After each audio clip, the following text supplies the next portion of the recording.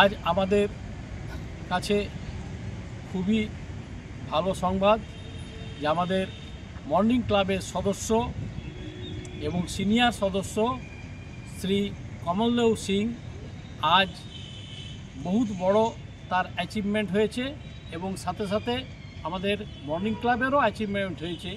উনি দেখুন 3টি মেডেল পেয়েছেন Masters Games Association of Bengal athletics venue Shaheed Bhagat Singh stadium Durgapur on 22 and 23 November এবং যেটা অর্গানাইজ করেছিল cultural and sports academy Durgapur.